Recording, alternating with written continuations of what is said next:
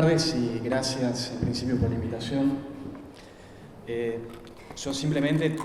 quería traerles algo de información en relación a algunos debates que ni siquiera están abiertos, sino que estamos transitando un momento en el cual tenemos que actualizar reactualizar algunos conceptos y sumar alguna información nueva en relación al modelo agrobiotecnológico en general y al modelo sojero en particular, que en buena medida es lo que convoca esta mesa. Como ustedes saben, junto a otras organizaciones, entre ellas, por supuesto, la Red de Ecosocialistas,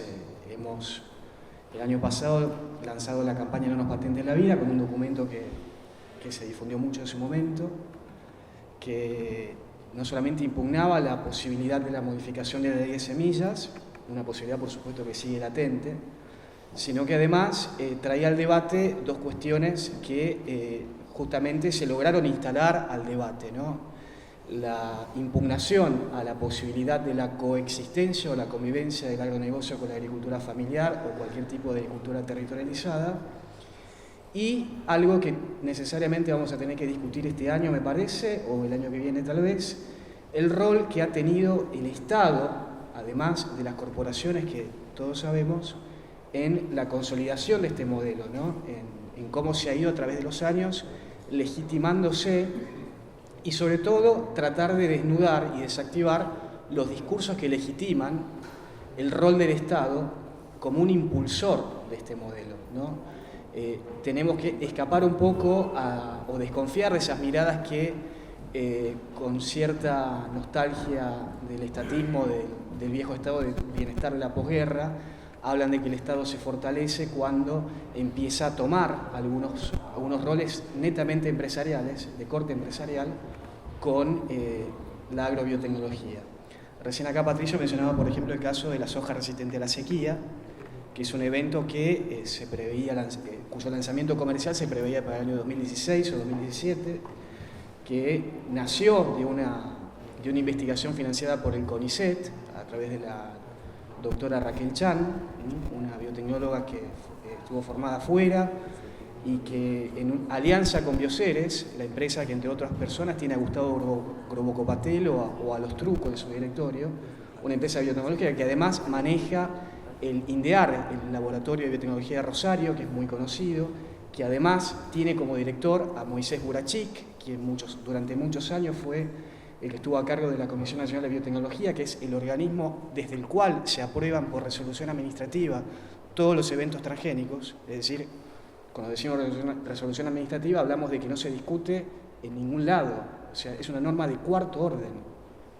Recuerden que en el ordenamiento jurídico tenemos la Constitución, las leyes, los decretos y las resoluciones ministeriales. Lo que se discute con suerte son las leyes. Los decretos nacen posiblemente de una realidad que ya está instalada y que más o menos podemos acceder, pero las resoluciones administrativas no. Y el andamiaje jurídico del modelo sojero agrobiotecnológico de la Argentina en general está sostenido por resoluciones ministeriales. Esto da la pauta de que no hay debate institucionalizado, al menos, en relación a los transgénicos y de cómo se aprueban, qué tipo de controles se aplican, etc. Hay algo que me parece que deberíamos impugnar como militantes, como sujetos críticos, que tiene que ver con el discurso político con el cual nosotros salimos a combatir, a discutir, a tratar de decir que las cosas no son necesariamente como nos la dicen. Y esto es particularmente importante decirlo ahora porque hay sectores del Estado, y esto lo advertía ya nuestro amigo, que en paz descanse, Andrés Carrasco, antes de fallecer, que provienen de, digamos, científicos en general, por supuesto, que provienen de algún tipo de formación ideológica desarrollista, de izquierda en muchos casos, que han logrado instalar la necesidad de que el Estado tiene que intervenir como un actor empresarial en la producción de transgénicos. Hace muy poco tiempo, este año en particular, hace meses, Lino Barañó en una entrevista en la cual intentaba desactivar argumentos desde el ecologismo de aquellos que impugnan el modelo sojero, decía, bueno, después de algunos lugares comunes para intentar desactivar a los cuestionamientos de la ecología, decía, bueno, al final llegamos a un momento en el cual el discurso ecologista se cae por sí solo y nos lo dicen, bueno, caen en la falacia dominen, es decir, si Monsanto está detrás, lo que hace Monsanto necesariamente es malo. Y yo puedo estar de acuerdo con eso, dice Lino Barañao. Y a continuación dice, y en este caso yo estoy seguro que si el Estado empieza a asumir un rol cada vez más protagónico en la producción de transgénicos, los transgénicos van a tener mejor imagen ante la sociedad, porque ellos admiten que hay un problema de base comunicacional, eso les preocupa y es algo que se sabe. Y ya existen muchísimas iniciativas en este sentido, de las que ya se hablaron, por ejemplo, como decimos recién, la soja resistente a la sequía, el tema de la papa, la caña de azúcar transgénica, etc. Y acá llegamos a un punto en el cual necesariamente tenemos que poner en debate la biotecnología. ¿Cuál es la necesidad de sumar este tipo de tecnologías, este tipo de modo de producción que emerge del capitalismo que nos permite moldear la vida, los bienes culturales o la realidad en sí misma conforme a los deseos de grupos de poder? ¿Por qué los movimientos sociales todavía no hemos logrado elaborar un discurso contestatario a eso que se nos intenta imponer, tratando de desactivar aquellos lugares donde, por supuesto, previa detección de cuáles son esos puntos débiles, para tratar de impugnar o al menos poner en duda esta necesidad? Recuerden que en Argentina tenemos, según la Ley General del Ambiente, el principio precautorio, que nos dice básicamente que si hay una biblioteca a favor de una determinada tecnología, en este caso hablamos de transgénicos, y hay mucha evidencia en contra u otra biblioteca, bueno, por precaución tenemos que prohibir inmediatamente la aplicación de esa tecnología porque puede ser pernicioso. Y acá llegamos a un punto en el cual tenemos el primer aspecto, ¿por qué se lo asume como una tecnología segura? Esto lo dicen no solo las corporaciones, lo dicen científicos formados por el Estado,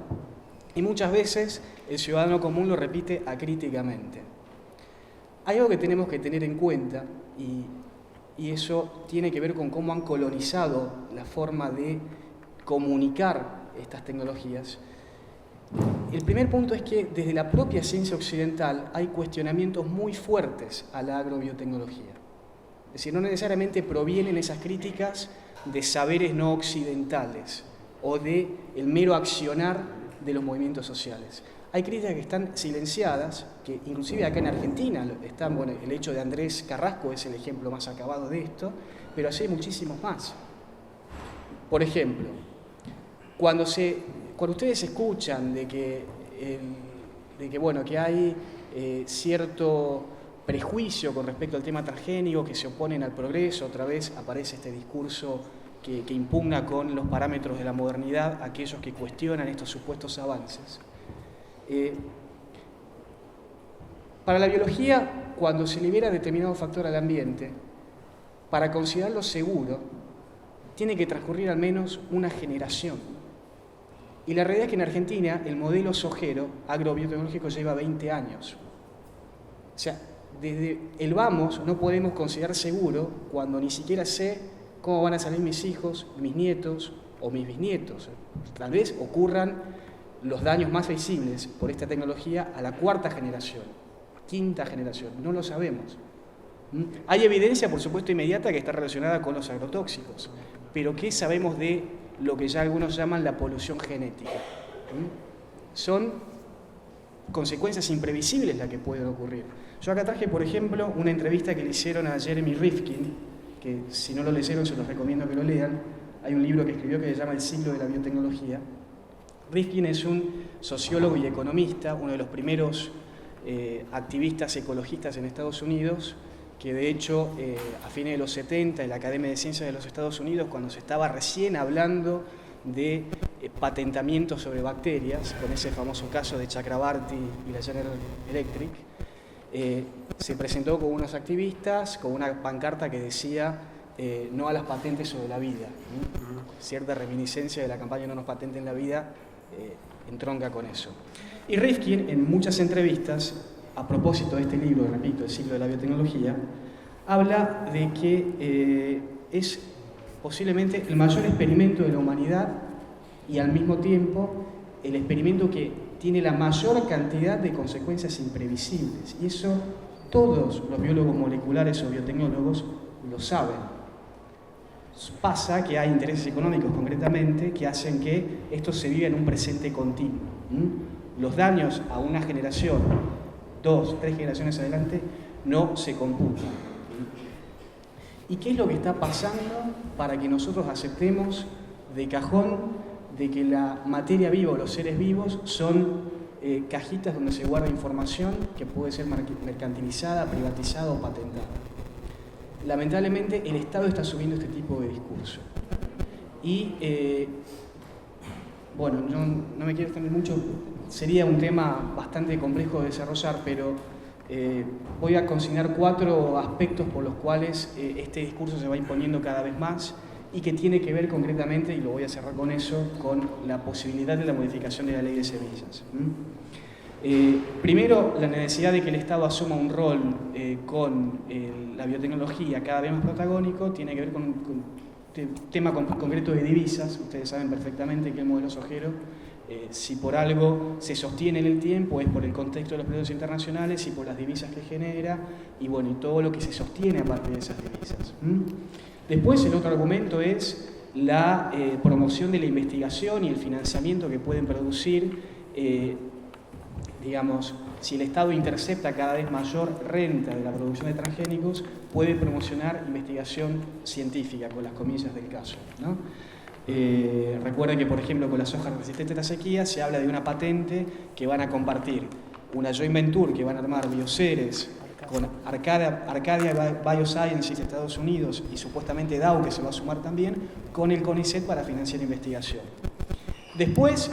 hay otra creencia y otro argumento que también es muy fuerte, donde dicen que, bueno, que el Estado asume que hay un problema en relación a la destrucción de la biodiversidad con el modelo sojero, pero que con la biotecnología se puede generar una nueva biodiversidad biotecnológica, es decir, una creencia de que con más tecnología se pueden solucionar los problemas que esa misma tecnología ha ocasionado. Y en cuarto lugar, que es el argumento tal vez más generalizado, que es el fortalecimiento del Estado ante las multinacionales, es un freno a Monsanto, podemos nosotros entrar en el gran concierto de la economía mundial desde el Estado argentino, con conocimiento argentino, etcétera, etcétera. Bueno, esto es lo que está pasando, por lo menos a puertas cerradas hasta el momento, y es lo que se va a visibilizar cada vez más. Así que estemos atentos, porque una de las posibilidades de la modificación de la ley de semillas, y que ya de alguna manera fue anticipado con este DNU que no terminó siendo, pero se hablaba, no sé si recuerdan, de un fideicomiso para la promoción de la biotecnología nacional, que se segmente el pago de regalías sobre creaciones fitogenéticas y que con eso que se recaude se pueda promocionar este tipo de investigación para que el Estado tenga sus propias patentes. Y recuerden el propio discurso de Cristina en el Consejo de las Américas, donde dice, está contenta por el prospecto de Monsanto y las patentes, porque ya nosotros tenemos nuestras propias patentes. Eso lo tenemos que problematizar. No tenemos que aceptar de ninguna manera que los parámetros de la llamada sociedad del conocimiento nos hagan reducir a los seres vivos a mecanismos de información que pueden ser pasibles de ser mercantilizados y que solamente todo se trata de una disputa de la renta y de cómo distribuirla. Esa no puede ser la posición de los sectores críticos, esa no puede ser la posición de la izquierda. Lo digo con mucha pena, hay sectores de izquierda que están apoyando estas posturas. Así que es algo para lo cual tenemos que estar bastante alertas, tratar de hacer este tipo de reuniones lo más seguido posible para actualizarnos y bueno, espero que podamos confrontar estas nuevas oleadas y estos nuevos embates de la mejor manera. Gracias.